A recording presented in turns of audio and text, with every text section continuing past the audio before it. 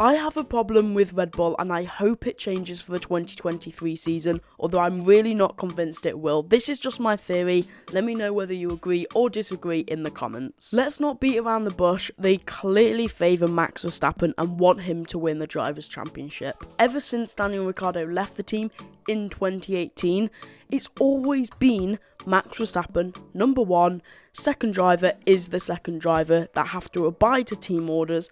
Let Max through, let Max get the victory while they get the scraps of the second place and the third place, and I think this causes a real issue. Theoretically, joining Red Bull should be a huge step up for Sergio Perez, a huge step up so that he can win races, get regular podiums, and potentially get closer to winning the Drivers' Championship. But all he's doing is helping Max. If the team orders say, let Max through, he has to abide by it. Let Max through to go and get the victory. When he could have himself defended and got the victory, he can't do that at this team because they have the second driver category. So why would Perez want to stay at Red Bull when he's just been treated as the number two, as the one that is there to sacrifice his position for Max Verstappen? You wouldn't really want to be in that situation. You would want to be at a team that will let you win races and treat you as equally as the number one driver.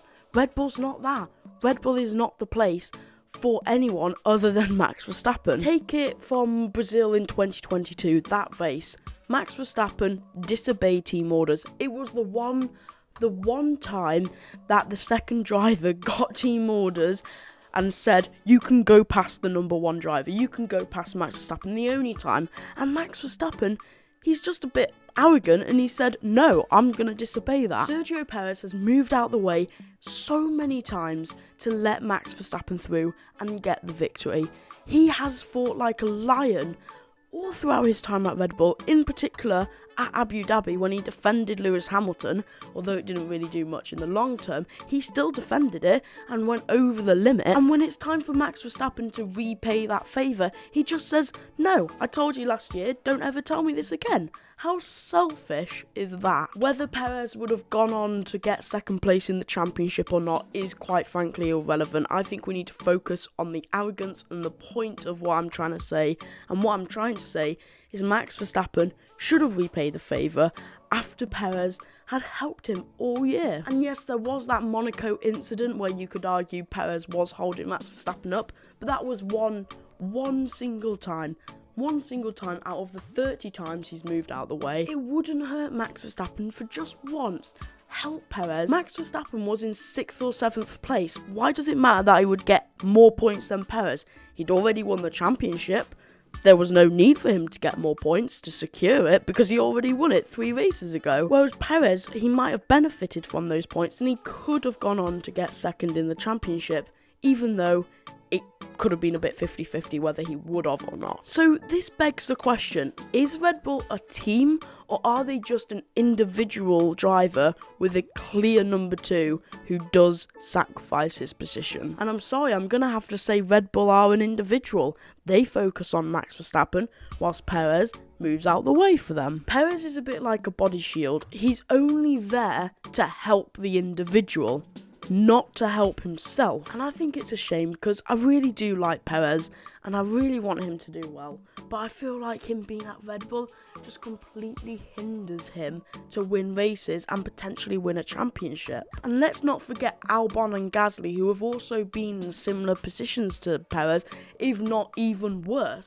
I think they have got a bit fairer Red Bull with Perez, but with Albon and Gasly it was definitely present that they were the clear number two. Well, let's look to the future. What could Red Bull do to change this and become a better team instead of just an individual? Well, obviously the answer is don't favour Max Verstappen and treat them both equally, give them both opportunities, stop the team orders. But realistically, will Red Bull do that? No, I don't think they will do that. So what's the answer? I don't know. And I think, unfortunately, this problem will continue, and it's a shame for Perez, it's a shame for any second driver at Red Bull, and it's a bit disappointing really.